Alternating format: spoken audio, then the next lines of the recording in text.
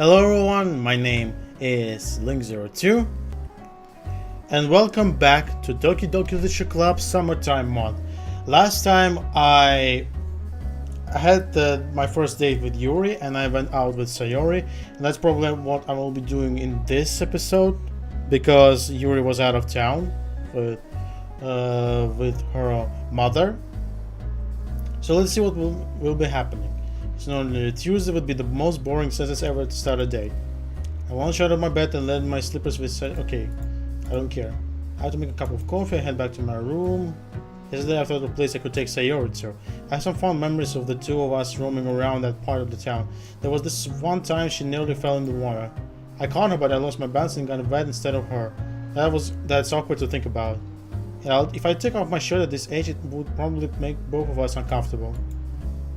I looked at my clothes, okay. Okay, you checked everything.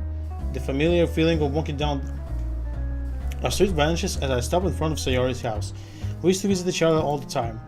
I remember how happy she was to see me after I went away with my parents for a week or two. Even among the other kids, I never experienced anybody being so overjoyed to see me. Since entering each other's house was accepted between us, I just assumed she'd be fine if I came in without ringing the bell or knocking. After entering the house, only silence greets me. I call out to her. Sayori? Is she still sleeping? She says she'll be ready by the time I arrive. Outside Sayori's room, I knock on her door. Sayori? Wake up, dummy. There's no response. I really didn't want to have to enter her room like this. Isn't it kind of a breach of privacy? But she really leaves me no choice. I gently open the door. Oh my god. In the original game, we would have seen her hanging, but she got him. Gotcha! So he tackles me with such force that I nearly fall over. I can't complain though. A hug from her is a welcome surprise. I was the first to let go. It looks like she's ready to go and was just waiting for this moment. Are you ready, Link? Yeah. I said, are you ready? I'm ready. I can hear you. I'm ready. Oh, let's go. So I rush to the entrance and waits for me outside by the open door. I feel like I'm taking an excited dog for a walk. My own dog that I'm very fond of, that is. That's kind of disrespectful, my guy. Also, I got a nice glass of Coke.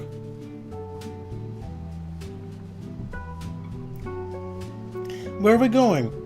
You'll see soon enough. All I'll say is that we went there before. Please tell me it's not the dentist. No, silly. Why would we go there? Because it's the place we went together. If people had soundtracks to their lives, yours would be a list of laugh tracks. I walk through the street in our neighborhood and our conversation trails towards our separate experiences in school this year. Anyway, did you manage to raise your grades? Last I remember you were telling me about getting bad grades for assignments. Yep, my grades got better. Back then I might have run out of time while writing some of them. But don't worry, there's a good reason for that. I leave my assignments to the last minute because the older therefore wiser I will be. The palm of my hand firmly connects with my forehead. We're almost at the park. Want to race to it? Yes! It's only about 100 steps from here, but I managed to cram in some teasing before we get there. You know what you are? A running gag. She starts giggling just enough for me to get ahead and arrive at the first place. Sayori is slightly panting as she crosses the imaginary finish line. I'm not a gag, Link. I'm a real human being. We both laugh at each other as we regain our composure. I feel a wave of nostalgia rush through me as we're walking into the park. So many memories of the two of us playing around here and by the river. We reach an open area of the park that is covered with bright green grass, the kind of which you can comfortably lie down. This looks like an ideal place for us. Let me just whip it out and we can pass it between the two of us. Sarah reaches into her bag and pulls out a frisbee. Wanna go first? I'll let you have the first move. Just be careful how you hold it. Yes! Don't worry, I've been practicing. The world is perfect for playing out in the open. There are just enough clouds to give some variety to the blue sky. A light breeze cools us down while the shining sun keeps us warm. It's almost poetic how well this combination meshes with the game I'm playing. Running after the frisbee makes my heart beat faster, while looking at Sayori's bright smile calms my soul like nothing else I can think of right now. As we're exchanging between us, our eyes occasionally lock onto the others. Her eyes have a glow to them that I don't recall seeing it before. Is she allergic to something? We've been playing for about 15 minutes now. I'm getting tired of throwing it away. I said to keep it once I have it. Aren't you going to throw it back? Shake my head, I approach Sayori. Let's rest a bit, okay? Okay. With that, she lies down on the grass and spreads her arms beside her. Closing her eyes, she lets out an almost comedic sigh. Ah. I sit down next to her. She's just lying there without saying anything. It feels awkward to just look over her like this. So I lie down about an arm's length away from her. Dear Sunshine, you should talk to me. This is not something she would say to me. The way you glow through my blinds in the morning, it makes me feel like you missed me. Kissing my forehead to help me out of my bed. Making me rub the sleepy from my eyes. Are you asking me to come out and play? Are you? She goes silent again. A minute passes as I wait for her to continue. Was that a poem? I wrote it. I liked it. Is that all of it? No, I just forgot the other half. Memory not serving you well? I guess I'm remembering other things. Do you remember how you would always grab my hand and guide us toward the river? We'd spend our days making all sorts of contraptions with sticks and rocks. Yeah, I can't remember what we actually made, but I remember having a ton of fun together. Do you remember that one time you fell in the river? When I fell in there, I thought I was going to die. But you came and saved me. We were literally a few steps from the shoreline. That's not the point. I felt I could count on you. Oh, come on. Even if I was a burden, you were there for me. Main choices. Yeah, well, you really burdened me with unexpected adventures, that's for sure. Remember the time that you almost set your house on fire? It was my first time cooking alone. What about you almost flooded your house? First time washing hands. Hey, you meanie. You're saying this like you never did anything wrong. Like when you... Give me a sec. I know the chuckles of yours attempted making fun of me. One of them actually turned out well. My house not burning down? Hey, that's pretty good. Remember when your parents left you for a single weekend? I still don't know how, but you locked yourself out of the house. Then you came over to our house and we had a sleepover. That was super awesome. I lost every time, but it was so cool to play with your parents. I really miss that when... Never mind. Something's on your mind? I was just thinking about how much you helped me when I did all these stupid things. You never even shouted at me for it. Yeah, that's what friends are for, right? I'm so glad that you haven't changed a lot after all these years. Like when you were rushing to climb up that old tree and I fell over trying to catch up to you. I tried crying really hard and you didn't even notice. You were kind of oblivious in some ways. Yeah, I was so lost in all the games we played. So in a way it was my fault. But you came back when you saw I was hurt. You always came back. Yeah, I always did. You're such a sweetheart. Eh? Don't say that, you make me feel weird. I know. Your mom always calls you that. That's not really why it feels weird. She was always my best friend. It feels like more than something a friend would say, especially after being gone for so long. What's on your mind, Ling? Like, just one more year and we're out of high school.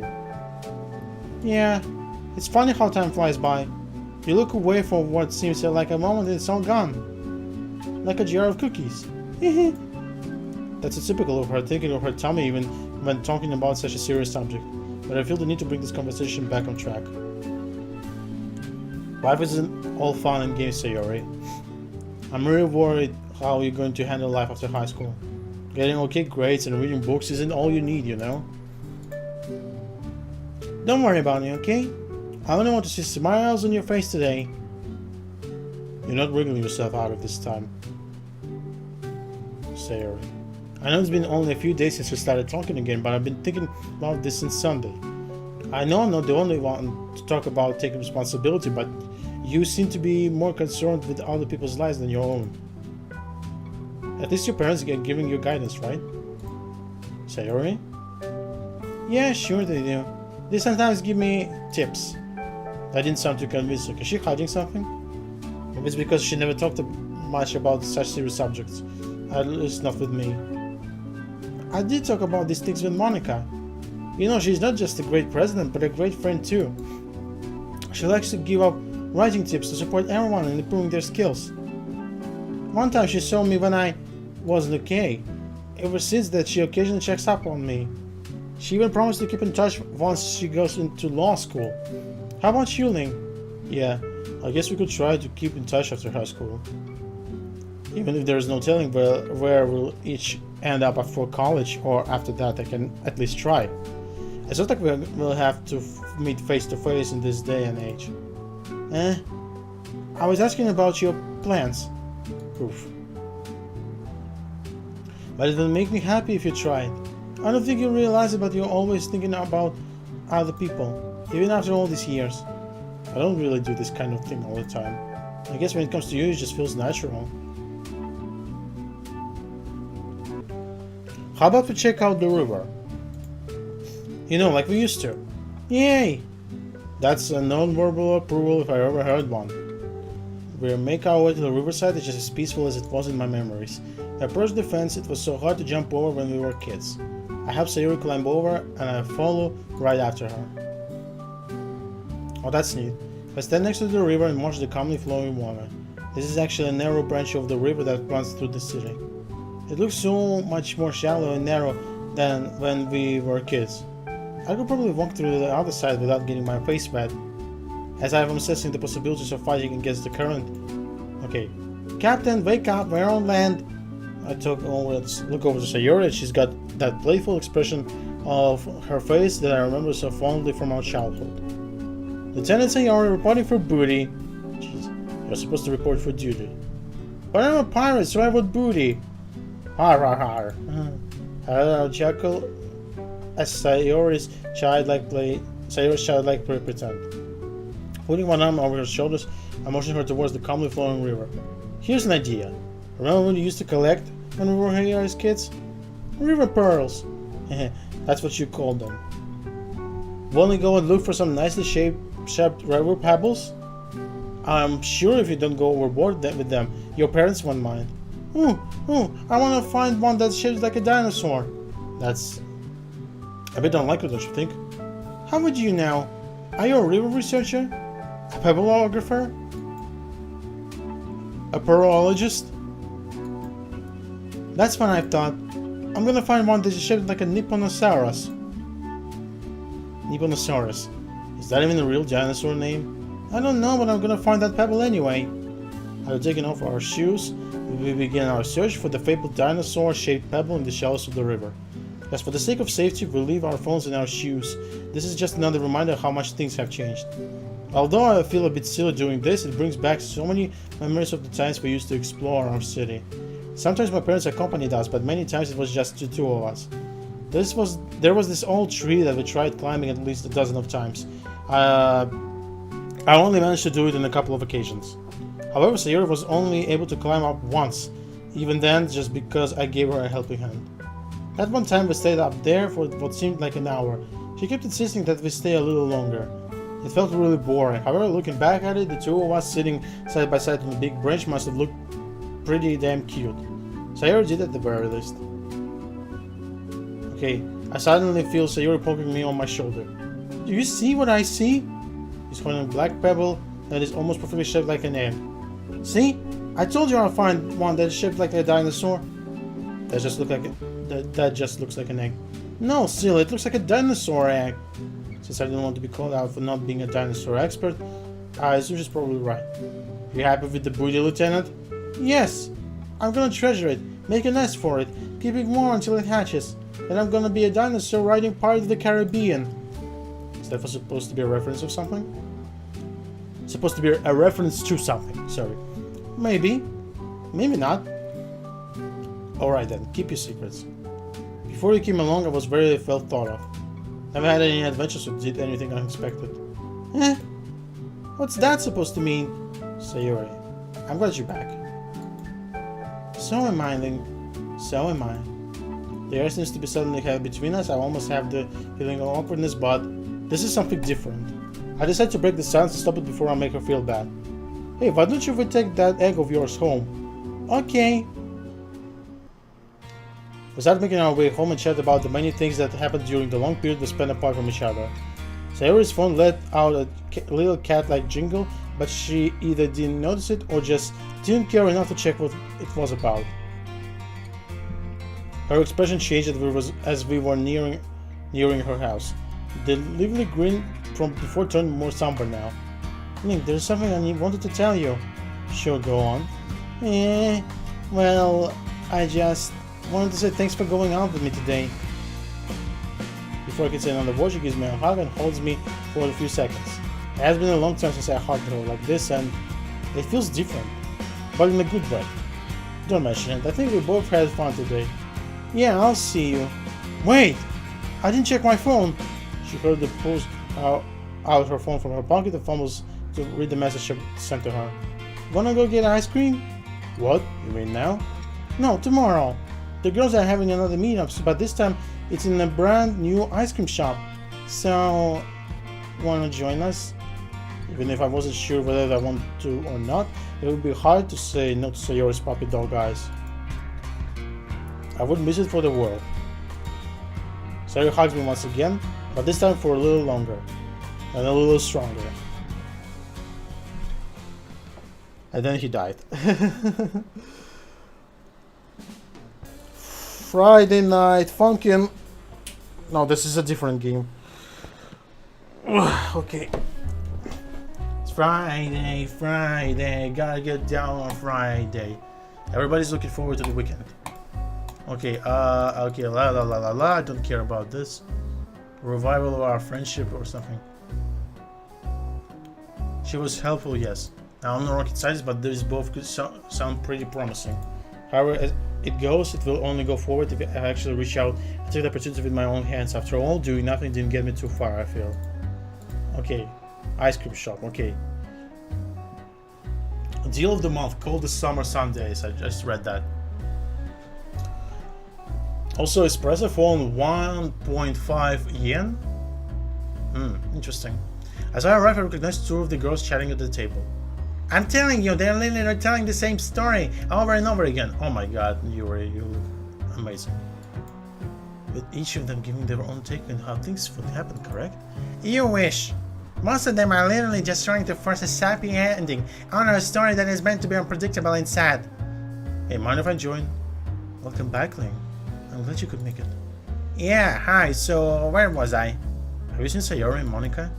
Monica's bound to appear at any moment. She's the least likely of all of us to disappear without a good reason.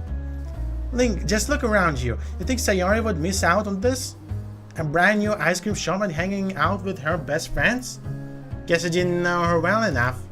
You should have seen her at the school festival. Now that she mentions it, I didn't see her at the festival all day. I doubt she was avoiding me. We probably just visited the stands at different times. What do you mean? We barely finished our performance and the first thing on her mind was, can we go to the cafe now? I remember there was a sort of cafe in one of the classrooms. They served several drinks and snacks. The chocolate cake was delicious and I even bought an extra one to take home. As I'm recalling all these stands in my mind, Natsuki kept going on about the experience at the festival. And I got a plushy tiger hat. That sounds really cute, Natsuki. At this moment, I knew I messed up. I'm not cute! Speaking of cute, Sayori arrives with her neon green bird plushie tucked under her left arm. If she was wearing her PJs, I'd swear she just fell out of bed. Her wide smile is radiating with joy. She waves at us immediately after noticing us. She puts down Mr. Bird next to her as she takes her seat. Hi everybody! Seriously, you brought a plushie? Way to boost the atmosphere. What do you mean? Plushie, ice cream, you... Can we add anything to make it more kid-friendly? Cupcakes with kitten faces. Hey! Anyway, why are you late, Sayori? Do I need to have a talk with you about oversleeping again? Natsuki imitates knacking her knuckles when in playful manner. Well, I was all set to leave home, then I accidentally... She muttered something after her nose, but with a sneaky smile on her face. You accidentally what? The whole thing. Siri, could you clarify what is it that you accidentally did? Well, I was just holding it in my hand and I... Hello and welcome to Stone Cold Steve's. What can I get you? Ice cream! We look behind us and see the one greeting us is an all too familiar person. You thought that was a waitress, but it was me, Monica.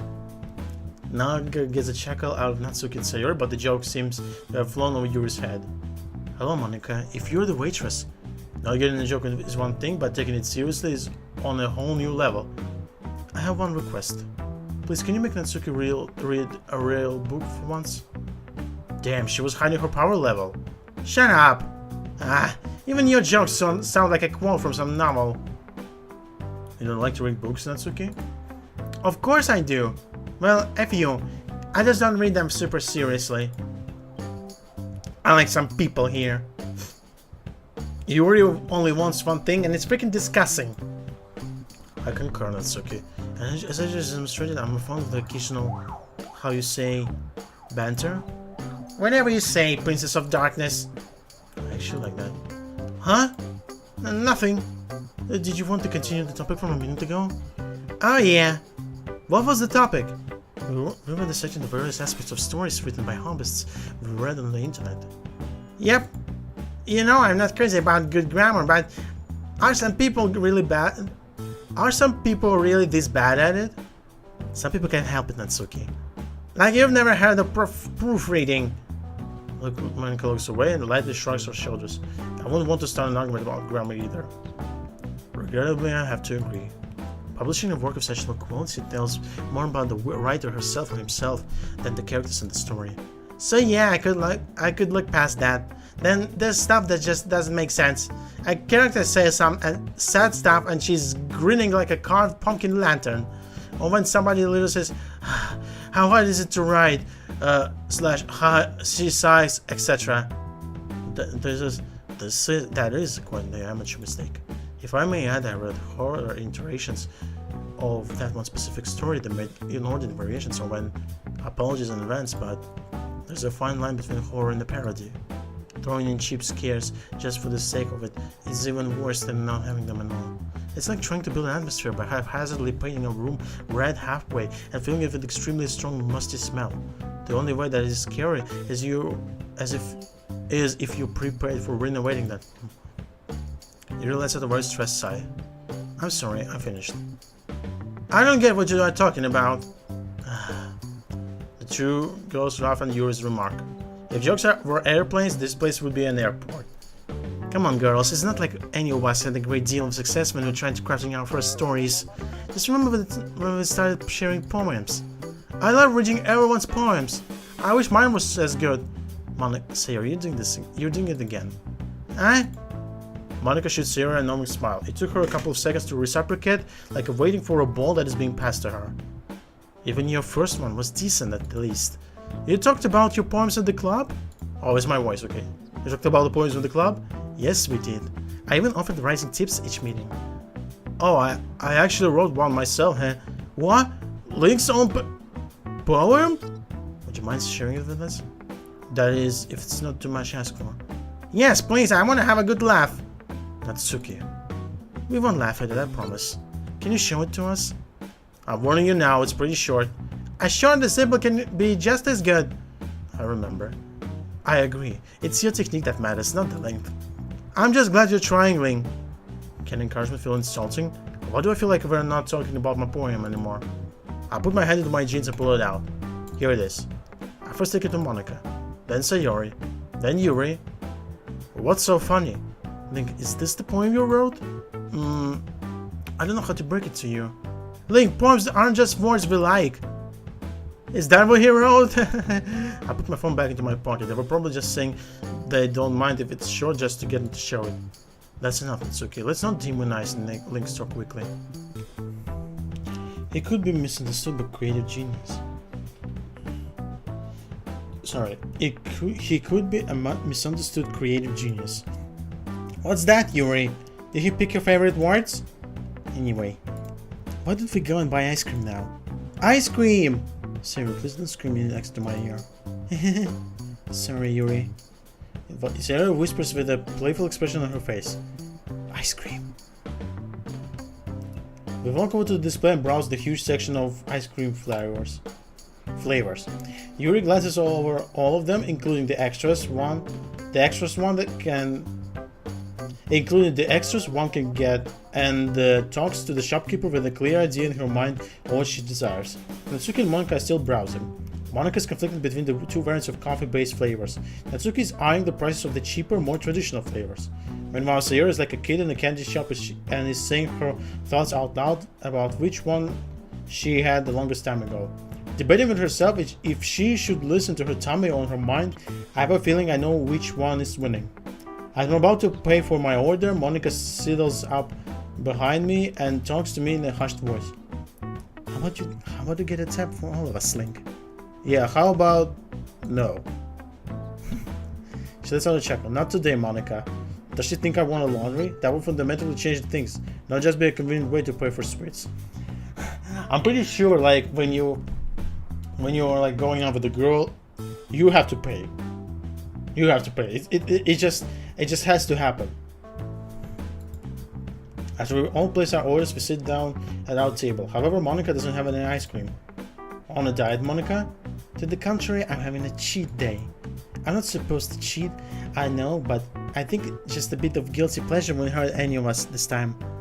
Everyone started munching down on their own bowls of ice cream. Yuri and Natsuki carved small bits off, but at a noticeably different pace. Sayori is all at Sayori is at it like she... Woo! Ah! What song, Sayori? Brain freeze!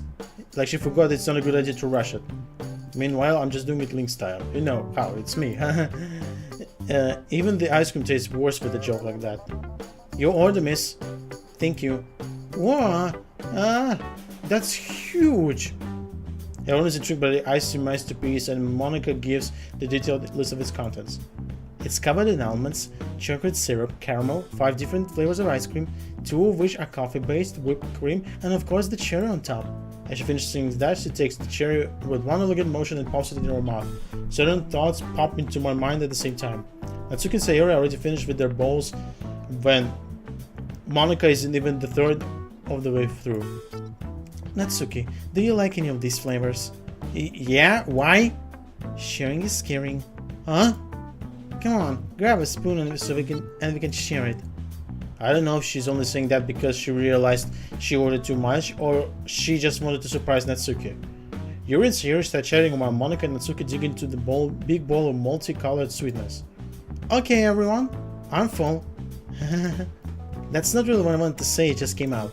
So what, would anybody like to play the acronym game again? Again? Yes, it was so much fun on Monday. How about you, Yuri?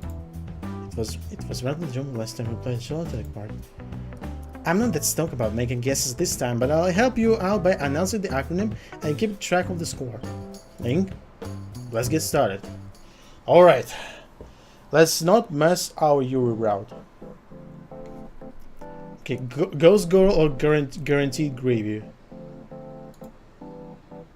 Ghost Girl.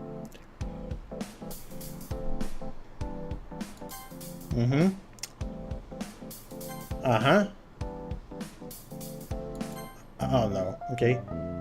Save our souls, yeah. Let's save our library. Identify flying object. Theoretical murder investigation, I like this one. John Kennedy. I'm going for John Kennedy, that was hilarious.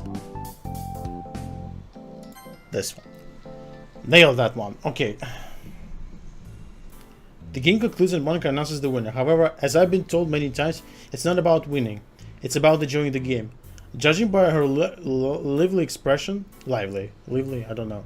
Yuri definitely enjoyed the game. It looks some of my guesses really sparked her interest. Just like on Monday, she became more and more enthralled as I made my guesses. However, there's a strong hint of curiosity in her eyes today. That was fantastic. Thank you for the opportunity. Sayori seems like she was kind of bored when we finished. Did she get upset because she didn't win the game? It's not like this game determines anything important. Can I ask you something, Monica? Of course you can. How did you come up with this game? I didn't expect that question. You see, we need the game in which your choices can be awarded with a point in every round. This way, the player is bound to get at least some points. With these points, the player can have multiple outcomes, and none of them are losing. Aren't the ones supposed to decide who wins? Oops, you're right. Those words could make a difference. Speaking of the acronym game, did you know FOMO actually stands for fear of missing out? I was familiar with that one. The four girls get into a conversation about literature. I can't really complain about being excluded, since Monica originally came up with this game for that purpose. Random thoughts start to cloud my mind as I space out for however long. I've already lost track of time when I suddenly hear the girls laughing about something. I decided to listen in with the hopes of actually being able to contribute a few meaningful comments. It's kind of like the story behind the story you're reading. Do you mean like the stuff people do behind the scenes? No, Link. We were talking about how a well-crafted story tells you more than what can be seen on the surface. I'm right out of my depth here. Silence is golden is another saying that comes into my mind. Would you like to explain it, Yuri? Yuri? Oh, sorry. I was weighing my options on what I could read tomorrow. Would you mind repeating your question? It's okay. Would you like to explain what we mean by the story behind the story? With pleasure. Is the set of inter-character dynamics, rules in the world's magic, for instance, implied or started messages of the author and possible events. What people call backstory is not the same, but rather part of it. Creating such a story behind the story, in other words, a meta story, can be an encumbering task, but it gives guidelines for the author. By establishing the rules of a world, the reader can be led to have a set of expectations, which can be ultimately shattered as the world in question is revealed to be a far cry from what it appeared to be. Okay, everybody's silent as we listen to you. Not just us though. Literally nobody else is talking in the shop. Sorry, I got a bit carried away there. I wonder where you're going to drop this habit. Of rambling on? Of saying sorry all the time. So... Anyway, I have a sort of announcement to make. Really, it's more of an invitation. There is this nice pool place I visited Sayori, and I wanted to invite you all there. It's getting spicy. I'm available on Sunday. How does that sound? Pool party, woohoo! Well, you know, if I can make it, I'll be there. I suppose it would be practical for getting the necessary dosage of vitamin D. Link? Sorry for always asking you last. I can only promise two things. I'll be there, and I won't drown. Good enough for me. Now what do you say? Shall we take this meeting somewhere else? About that. Did you have something else in mind, Sayori? Yeah, I want to go shopping for clothes. If discussing literature is out of my comfort zone, then clothes shopping isn't even visible from within that zone. We could go with you, right, girls? Shopping, Monica? Really? Monica looks over me, but I doubt it's because she needs my advice. She turns back to Sayori after a few seconds of what I assume to be thinking. Would it be okay with you if you went without us? Well, I was hoping Link would come with me. Sayori, there is no way I'm going to wash your brow's clothes for hours. Yeah, that's mean, Link. I'm really not in the mood for it. Cheer up, Sayori. Maybe in another week. Wait, I was just about to say that. Until then, just focus on those happy thoughts. Fine. I guess I'll just leave then. The other girls barely have a chance to say goodbye to Sayori before she walks away. As she turned away, I think I saw her smile turn to frown for a split second. So how about everyone else? There's still this lovely cafe I thought of going to. I could say that's my spot. They not only serve amazing coffee, but they also have handcrafted pastries. That sounds awesome! How about you, Link? How could I ever notice such a sweet smile? Let me show you. I stand up and walk over to the entrance. I'm holding it open and gesturing to the girls with a smile on my face. Wow, they actually liked it. Jesus. She's so close. We went with the public transport and I sat next to Yuri. She was a bit surprised by me asking if I could sit next to her, but enthusiastically agreed nonetheless. We didn't talk during our journey, but I had the chance to see her from up close when she was looking out of the window. This reminds me of that time when she sat across that table. Her silence raises my attention and her beauty. Someone's tapping on my shoulder. We have reached our destination. It's just a stone throw away now. I hold the door open for the girls to enter the cafe. Natsuki's first, then Yuri, and with Monica. As she enters the doorway, Monica looks me in the eye. What a gentleman. Natsuki stops in her tracks and starts looking around. Wow, Monica, this place is awesome. How did you find it? I was just walking around and wanted a cup of coffee. This was the first cafe I saw and instantly fell in love with it. No kidding, it's really fancy. If their goods is just as good, it's a perfect fit for you. You'll see. Come on, let's order something. I'm sure you'll love their selection. I can't wait. The decoration and furniture are really top notch, but that gives me the impression that this shop is... We approach a display filled with handcrafted cakes and other pastries, above which there's a big board with all the prices. My impression is confirmed. If my world was alive, it would scream the horror and the numbers in front of us. How does Monica afford? The cogs start turning in my head as I process the possibilities of Monica regularly visiting such an establishment. Does she have a rich family? Does she work outside of school?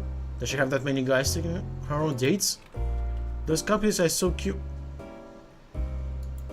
Natsuki's eyes are fixated upon a pair of cupcakes that have an animal face drawn on them with icing. Curious little cupcakes, aren't they? Shut it! While the two girls are examining all the delicacies, okay, free drinks. And honey, please. What are you getting for yourself, Monica? I'd like Americano with sugar. That's how I like it. Sweet and dark. There's a reference somewhere in there. Okay, okay, well, what can I get? La la la la la. Playing together, okay. I don't know, we might have a gentleman among us. Sus. It's just a few cups of coffee, Link. So, okay, Monica. You'll be my guest. Another time. She lets out an amusing chuckle and a lightly shoves my shoulder. You're so cheeky, but I will hold you to your word. To your word, sorry. La la la la la la la, okay. There we are. They barely glance over at us as we sit down in front of them. And he just happens to have a legendary uncle. But wait, it gets better. They build the machine in a few weeks and it works on the first try. Then he convinces the gang that they live in a false reality. In 10 minutes. Should I even mention suspension of disbelief? Oh, that's Yuri's voice. God damn it. Should I even mention suspension of disbelief at this point? Guess what the genius does next? He asks the gang to help him with fixing the invention he created with his legendary uncle, despite the others not having any idea about all that technical stuff. Sophie face palms. Is the protagonist likable at the very least? If by likable you mean not cringy, then now. He constantly stumbles on his voice and treats normal high school girls like his goddesses. He might as well be called Mr. Otaku. What's an otaku, Natsuki? Shouldn't I be considerate? He looks at me with a supreme amount of smartness. Nah, don't get too carried away with the description. An otaku is basically a guy who is obsessed with anime culture to an unhealthy degree. They are usually total shanins and fantasize about one of the fictional girls being their wife. So, fantasizing about fictional characters? That's so embarrassing. Who would such... Ladies and gentlemen, this is what second-hand embarrassment looks like. Is there a story you would recommend to us? Well, there was this one that left me with mixed feelings. It wasn't bad, but I didn't get this thing between two of the girls. One of them had some sort of illness, and the other girl often came over to take care of her. Then they started falling for each other. I was like, what heck? What am I reading? It sounds like a psychological trope I read about, called the Florence Nightingale effect. I personally find such an explorations of the human mind fascinating. Okay, brain touring aside, why did it have to be two girls? I don't see anything wrong with that. I find myself nodding along the Monica's statement. Gross. Speaking of the deeper reaches of the human psyche, I believe a romantic novel meshed with psychological horror elements would be an exhilarating read. Yuri, cut it out! Don't worry, I believe you understand. I understand your disinterest in the topic. After all, you put your standards lower so you can reach them, correct? What's that? You gotta come down with your Ivy Tower so the normal people can hear you too. At least, My back is straight. I not court as a convenient spot. That's medical condition, you know that. And not being tall is a choice? Dummy. Anyway, let me tell you about the fanfic that I personally really enjoyed. It started out after story. Okay. And I'm just sitting here contemplating about this new superhero game I'm going to play. That's somebody snapping their fingers in front of my face. Yeah, this isn't the napping club. Oh, what do you mean? You spaced out for like 20 minutes. Oh. That's low even by my standards. But hey, at least I wasn't overthinking social interactions with the girls around me like a character in some bad fanfic. Besides, planning strategies for my in-game champion has a use other than keeping my mind busy. Does our school have a napping club? No, dummy! We were just talking about clubs in general. So what I wanted to say is that I do believe the tall guy from the chess club has a bright future ahead of him.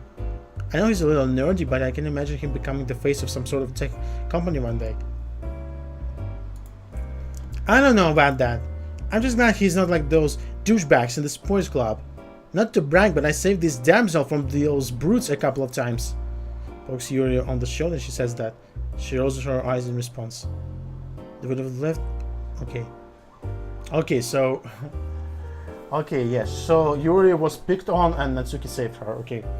They would have left after a while anyway. Shush, you're welcome. How about you, Link? Which club were you a member of in school? Oh no. If I admit that I wasn't a member of any club, they'll probably think I'm some sort of weird loner. Yeah, maybe I'm a bit, but I don't want them to know that. Well, I was debating with myself whether I should join the debate club. These aren't the reactions I'm looking for. But then I saw the animated expressions of the guys in the anime club. I should let them go about their business. Just let the conversation move along without me. Meanwhile, Sayori invited me to the literature club.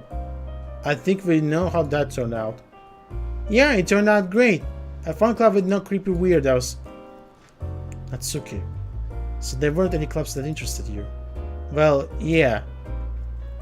I bet if our club was about something else, he would have leapt at the chance to join. Wouldn't that mean that the literature club would never existed? What if the literature club never existed?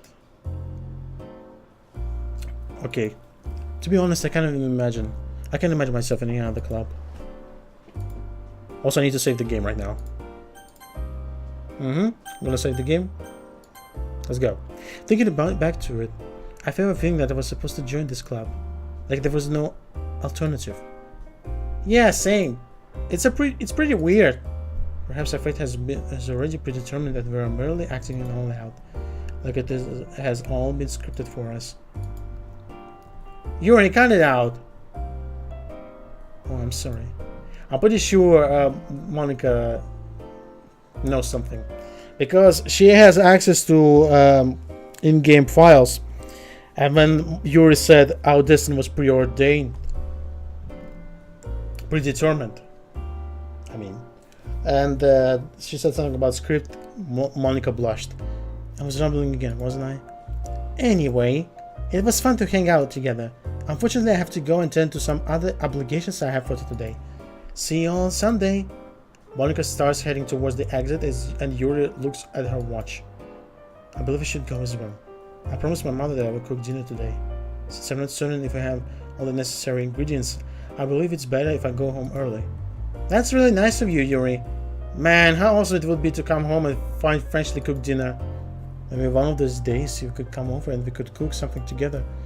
I'm sure you could teach me a couple of new culinary tricks. You bet! Your memory better serve you well because I won't forget this invitation. I'm looking forward to it. Okay, Yuri, before you go, I want to ask you something. Good.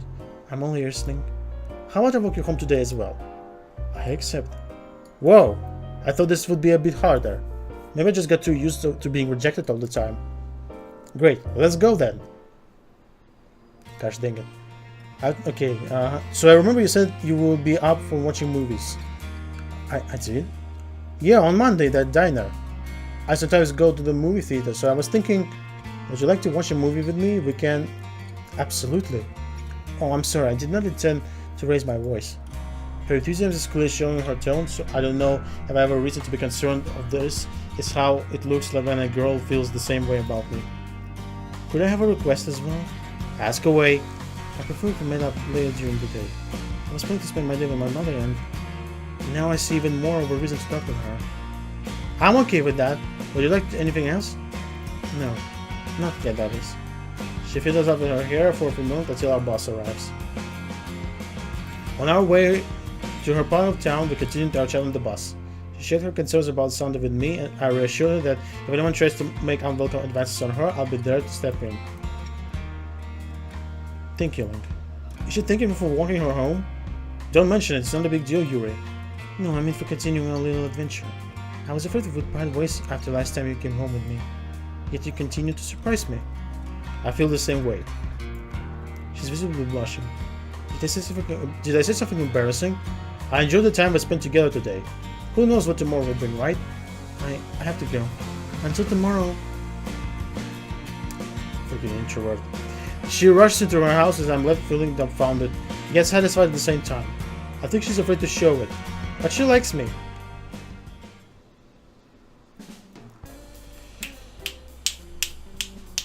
Okay, Saturday, and this is where I'm gonna stop my episode. I think we're getting to the end of this.